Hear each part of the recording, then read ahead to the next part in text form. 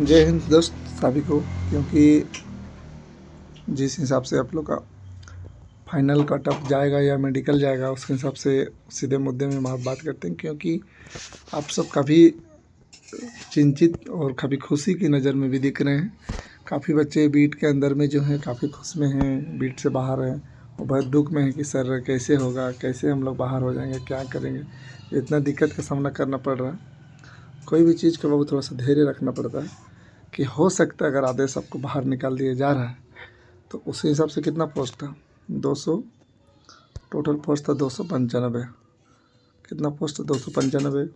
उसके बाद टोटल रखा कितना गया था, उसमें अनुकंपा के आधार में बाकी सीटें था, जो बाकी कितना सीट था टोटल अगर अनुकंपा में देखा जाए तो अनुकंपा में टोटल उस समय 9 सीट का रखा गया था। 9 सीट के बाद बढ़ के जो EWS में रखा गया था, EWS में कुछ रखा गया था, उसको जोड़ के टोटल कितना पोस्ट लिया गया, 311।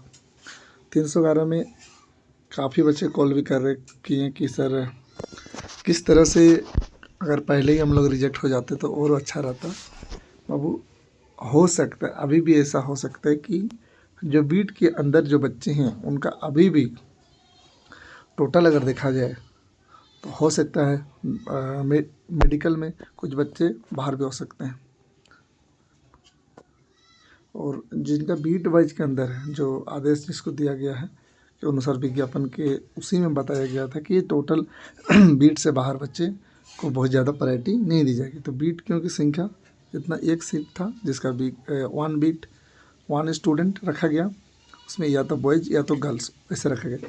लेकिन इसी के अंदर अगर देखा जाए टोटल अनुकंपा में कितने सीट था और कितना सीटों को लेना है, तो टोटल अनुकंपा में 16 सीट पर नियुक्ति की जानी है, जिसके कारण रिक्त पदों की संख्या प्रभावित होगी।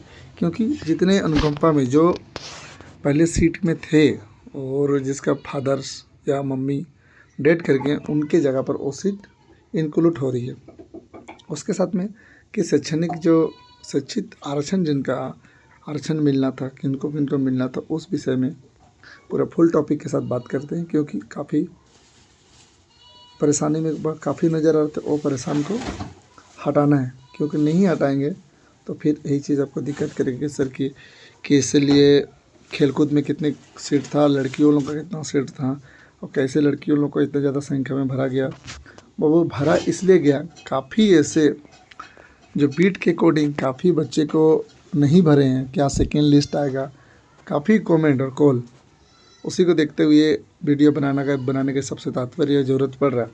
फिर बोल रहे हैं कि अगर इसके साथ में आपको उस जिस फील्ड में आपके चौकीदार की बहाली होने जा रही है, उस फील्ड में अगर आप किसी कोई ऐसे बाई चांस कि अब सीट आप कंप्लीट नहीं कर रहे हैं तो मेडिकल डिस्क्वालीफाई हो रहे हैं, तो उसके जगह पर सीट खाली रहेगा, लेकिन भरा जाएगा या नहीं भरा जाएगा, ये चयन का अध्यक्ष जो DC सर है उसके अंदर ही ये पूरा क्लियर होगा। क्योंकि जो चीज़ क्लियर नहीं होगा उस चीज़ के बारे में पूरा बताना कठिन है। क्योंकि हम हवा हवाई बात नहीं करते हैं। पहले ही हम बोल दिए थे कि महिलाओं के लिए कितना सीट था, 5%, लेकिन 5% लिया गया। उसके साथ में हम उन लोग का height, weight, mapping, weight, height, medical सारा चीज़ वीडियो हमने पहले ही वीडियो के माध्यम से जानकारी दी गई थी, ताकि कोई तरह का दिक्कत ना हो। हम पहले भी 50-50 बोले थे कि अगर अभी भी चांस इस तरह से लग रहा है कि उन लोग को बाहर कर दिया गया, जिन लोग का क्लियर हुआ उन्हीं लोग को रखा इसलिए गया है कि आप लोग को कोई तरह का दिक्कत ना हो। इसमें साफ शब्द में लिख दिया गया है कि आपके जितने ऐसे स्टूडेंट हैं जो 7 नंबर अभ्यर्थी को बीट के क्षेत्र में स्तरीय निवास पत्र होना अनिवार्य होगा, जिस बीट से क्या लिख रहे हैं कि जिस बीट के रिक्त विरुद्ध आवेदन कर रहे हैं उस बीट में आपका होना कंपलसरी है। साइकिल चलाने का आवश्यक होगा। नियुक्ति के लिखित प्रमाण पत्र जो ली गई वो कंप्लीट हो गया। लिखित के बाद फिजिकल हो गया। अब आप लोग के रह गया क्या, आपका मेडिकल। अब मेडिकल में अच्छा से अच्छा आप परफॉर्मेंस दिखाएं और क्या क्या गलतियां आपके शरीर में हो उस जल्दी ठीक कर लें, ताकि आपको बहुत जल्द मेडिकल होने की संभावना बन रही है।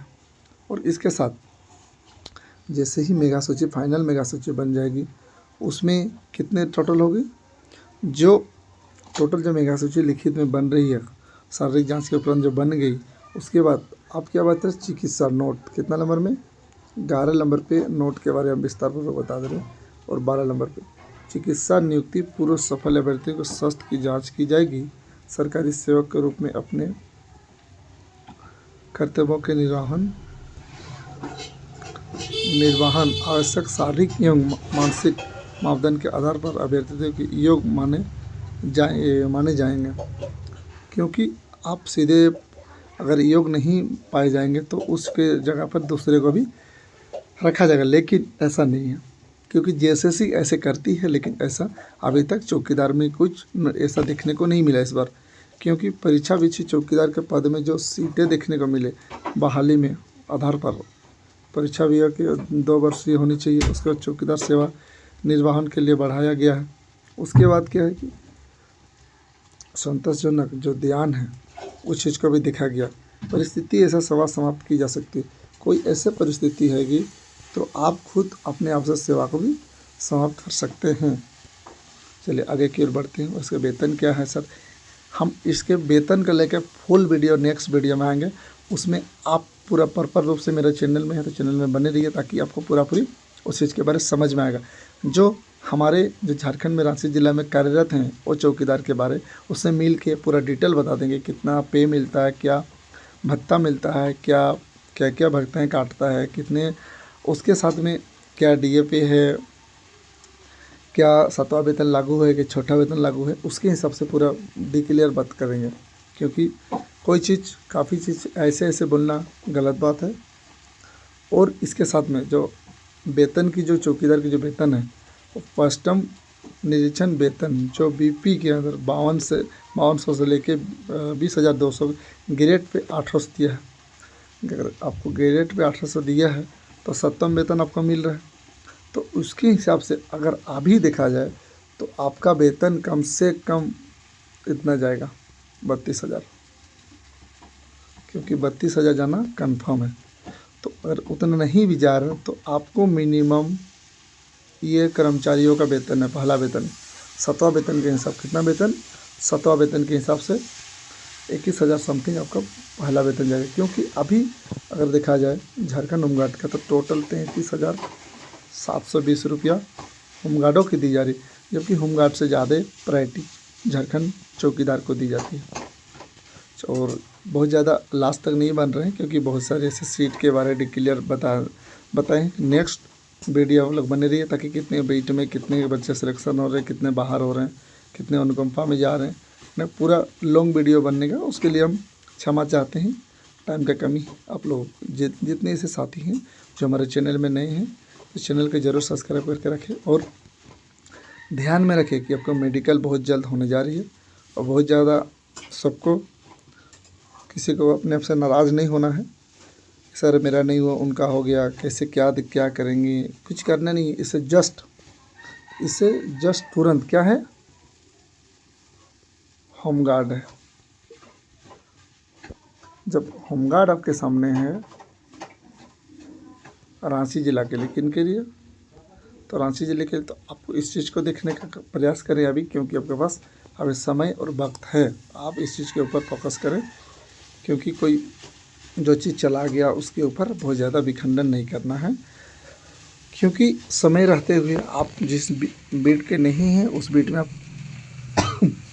आप में इतना गुण है, आप में इतना शक्ति है कि आप एक चौकीदार चला गया तो क्या है, अभी होमगार्ड है, अभी अनेक तरह के वैकेंसी आएंगे, आप उसमें एलिजिबिलिटी होंगे। क्योंकि मेरे को लगा कि जो चौकीदार पास किए हैं वो बच्चे एसएससी क्वालिफाई करने में बहुत सक्षम और साहस तरह के व्यक्ति होंगे। इसी साथ साथ में झारखंडी सभी को जोहार, जय हिंद, वंदे मातरम।